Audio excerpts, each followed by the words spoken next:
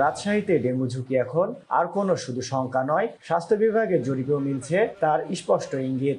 চলতি বছরের মে মাসে বিভাগীয় স্বাস্থ্য অধিদপ্তরের প্রাক বর্ষা কীটতাত্ত্বিক জরিপে নগরীর ব্রুটো ইন্ডেক্স পাওয়া গেছে 30.66।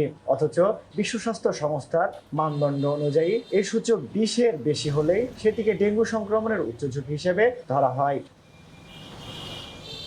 জরিপের ফলাফল তুলে ধরে এডিস মশার বিস্তার রোধে দ্রুত কার্যকর ব্যবস্থা নিতে রাজশাহী সিটি কর্পোরেশনকে চিঠি দিয়েছে বিভাগীয় স্বাস্থ্য অধিদপ্তর। রাজশাহীতে সিটি কর্পোরেশনে সার্ভে করেছি 75টা বাসায়, তার মধ্যে 15টা বাসায় পজিটিভ আসছে। ওভারঅল আমাদের রিপোর্টে আসছে 30.66% ব্রুটো ইন্ডেক্স, যেটা WHO গাইডলাইন অনুযায়ী 20% ওভার হলে সেটা রিস্কের মধ্যে পড়ে, সেহেতু আমরা রিস্কের মধ্যেই আছি।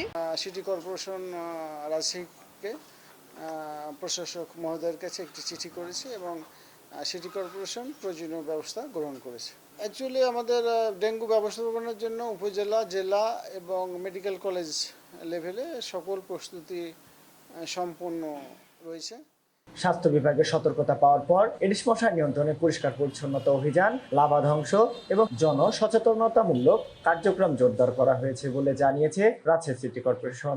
ওই এলাকাটাই লার্ভিসাইড এবং অ্যাডাল্টিসাইড দুইটাই আমরা চেষ্টা করি স্প্রে করার জন্য, এবং আমাদের যে গাইডলাইন আছে ডেঙ্গু প্রতিরোধের জন্য যে 50 মিটার মানে যেখানে চিহ্নিত হবে তার 50 মিটার ব্যাসার্ধের ভিতরে যেন টোটালটাই লার্ভিসাইড সব কিছু ধ্বংস করা হয়, সেই উদ্যোগগুলো নেওয়া হয়। এবং হলো ডেঙ্গুর সিজন তো ধরেন আসলে এখন যদিও সারা বছরই হচ্ছে, কিন্তু তারপরে হলো পিক আওয়ার যেটা সেটা হলো জুলাই, আগস্ট, সেপ্টেম্বর, অক্টোবরের মাঝামাঝি পর্যন্ত হয়।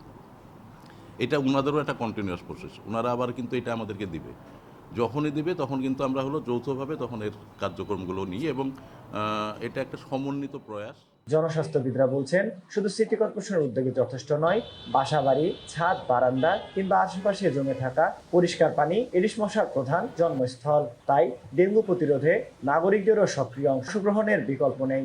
সেই সমস্ত পানি পরিষ্কার না করলে বা বলছে না হাউজে বেশি হচ্ছে, মানে ঘর বাড়িতে যারা বসবাস করে তাদেরকেও যদি সচেতন না করে তাহলে কিন্তু কোনোভাবে এই ডেঙ্গুর প্রাদুর্ভাব কমানো সম্ভব নয়। কিন্তু সিটি কর্পোরেশনের যেহেতু জনবল সংকটের কারণেই হোক বা প্রশাসনিক কাঠামোর দুর্বলতার কারণেই হোক, এটা করা সম্ভব হয়ে উঠছে না। বিশেষজ্ঞদের মতে জুলাই থেকে সেপ্টেম্বর এই 3 মাস ডেঙ্গু সংক্রমণের ঝুঁকি সবচেয়ে বেশি থাকে। তাই এখনই মশার প্রজনন স্থল ধ্বংস এবং সচেতনতামূলক কার্যক্রম জোরদার করা না গেলেই পরিস্থিতি আরও ভয়াবহ হতে পারে।